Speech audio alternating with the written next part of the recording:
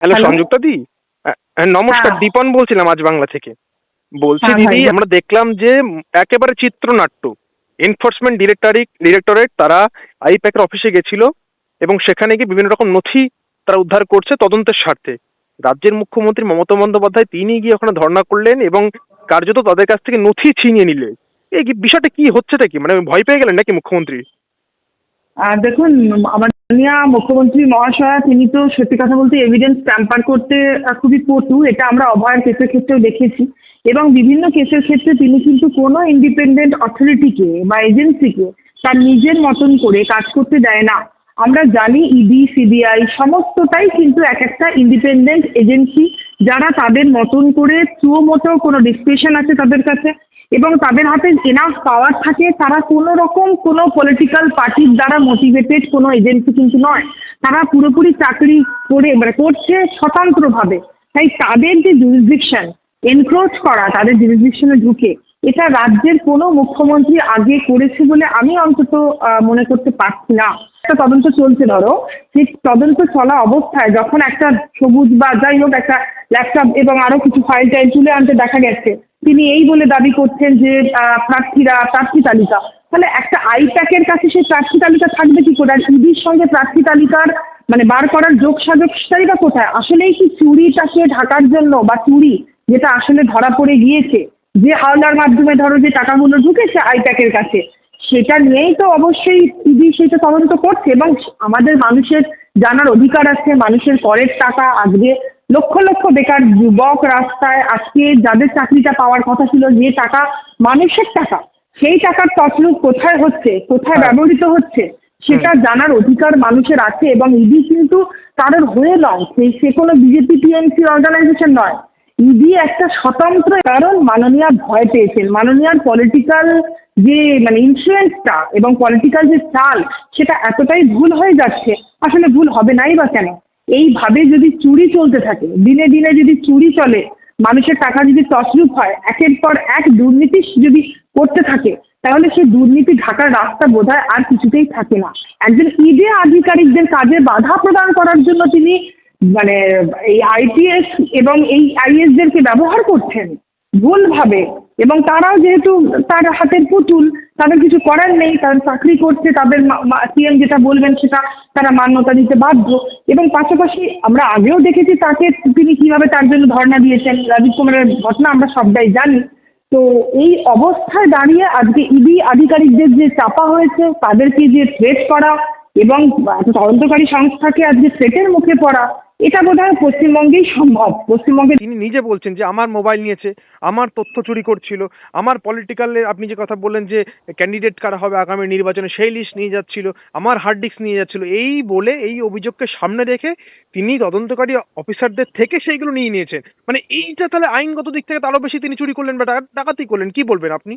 অবশ্যই তিনি চুরি ডাকাতি করেছেন বলেই তো আজকে আমাদের মাননীয় জাস্টিস মহাশয়া শুভ্রা ম্যামের ঘরে আজকে একটা মামলা ফাইল হয়েছে। ইডি সেটা মামলা ফাইল করেছেন এবং সেটা টুমরো লিভ নিয়ে সেটা ফাইল হয়েছে, সেটা লিস্টিং এর জন্য রয়েছে, মামলাটা শুনানি হবে। কিন্তু সব ক্ষেত্রে দাঁড়িয়ে দেখো, আইনটা সবসময় আমি বলবো সলিউশন তো বটেই, আইন ছাড়া সলিউশনের রাস্তা কোথায়? কিন্তু যখন এভিডেন্সটা ট্যাম্পার হয়ে গেল, তখন তারপরে আইন কি করবে? বাধ্য হয়ে ধরো উনি এবার জজ সাহেব এটা বলবেন যে আপনি ফেরত দিয়ে দিন, মানে যে জিনিসগুলো মাননীয়া নিয়ে নিয়েছেন, এভিডেন্স যেগুলো ট্যাম্পার করেছেন, এবার মাননীয়া তো সেই মুহূর্তে সেগুলো মুছে দেবেন।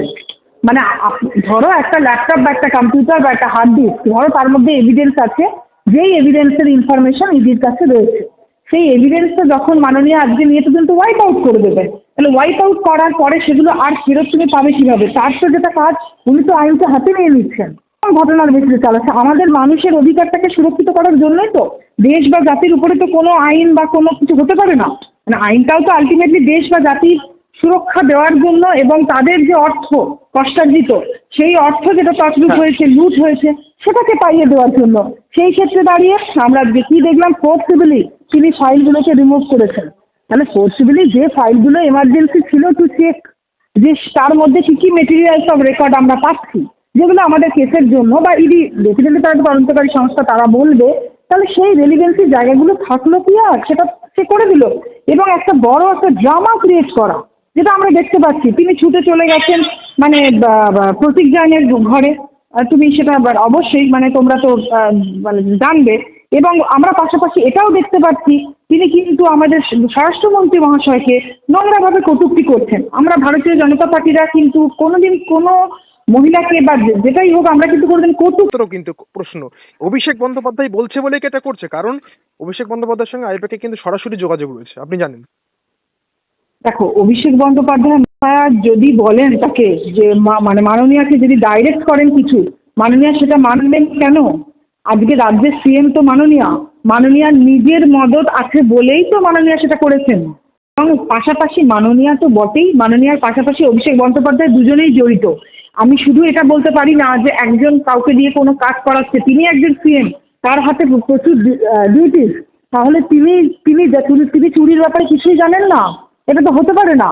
একজন রাজ্যের যে সিএম সে তো অবশ্যই তার রাজ্যে কি ঘটনা ঘটছে, কোন অর্থটা তছরূপ হচ্ছে, রাজ্যে কি ইলিগালিটি হয়ে চলেছে, কোন টাকা হাওলার মানে যে টাকাগুলো সেই টাকাটা কিসের মানে কোন পার্টিকুলারলি কোন কেসের ক্ষেত্রে, যদিও তদন্ত চলছে আমি সেটা নিয়ে কমেন্ট করবো না, কিন্তু হাওলার মাধ্যমে যে টাকাগুলো ঢুকেছে আইপ্যাকের কাছে সেটার ব্যাপারে কি মাননীয়া মমতা বন্দ্যোপাধ্যায় মহাশয় জানতেন না? এটা তো সম্ভব নয়। শুধু অভিষেক বন্দ্যোপাধ্যায় মহাশয় কেন, অভিষেক বন্দ্যোপাধ্যায় মহাশয় তো অবশ্যই জানতেন। এবং পাশাপাশি মাননীয় মুখ্যমন্ত্রী তিনি অবশ্যই সেটার ব্যাপারে ওয়াকিবহাল ছিলেন। এবং সেই জন্যই তো আজকে এই যে তল্লাশি অভিযান আর এতগুলো দুর্নীতি একের পর এক, সেটার জন্যই তো ইডি আজকে তদন্তটা করতে এসেছে। মমতা বন্দ্যোপাধ্যায় মহাশয় যেটা করেছেন সেটা কমপ্লিটলি আনকনস্টিটিউশনাল, অবশ্যই সেটা unparliamentary, beyond the constitution and beyond the law. এটা আমাদের সংবিধান বহির্ভূত কাজ। সংবিধান বহির্ভূত কাজ কোনো সিএমকেও কেউ অথরিটি দেয়নি যে মানুষের চুরির টাকা বা যে মানুষ যেখানে প্রতারিত হয়েছে সেই টাকা পাবলিক মানি রেজিস্টার হোক বা আরো যা যা ঘটনা এই তৃণমূল সরকার করে যাচ্ছে সেগুলোর চাপা দেওয়ার, এটা কোনো মুখ্যমন্ত্রী মহাশয়ের কিন্তু সেই অথরিটি নেই।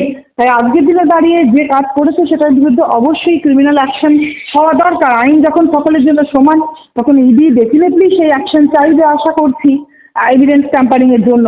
কারণ মানুষ তো বিচার চায়, মানুষ এত আইন কানুন বা কোর্ট যেটাই হোক সেটা এক একজনের এক একটা পরিসর খবর, মানুষ চায় আমরা বিচার, মানুষ বিচার চাইছে প্রতিটা মানুষ। তাহলে সেই মানুষের বিচারের জায়গা বারবার যখন আজকে লঙ্ঘিত হচ্ছে, এই মা মাটি মানুষের সরকার গড়বার নামে সংবিধানের নামে শপথ করে তিনি আইনকে নিজের হাতে যখন তুলে নিচ্ছেন, আইন তো কেউ নিজের হাতে তুলে নিতে পারে না, তাই আইন হাতে তুলে নেওয়ার জন্য অবশ্যই প্রপার অ্যাকশন আমরা দাবি করছি এবং আশা করব ইডি এই মর্মে প্রপার লিগ্যাল অ্যাকশন নিয়ে মানুষকে বিচার দেওয়ার জায়গায় অটুট থাকবে।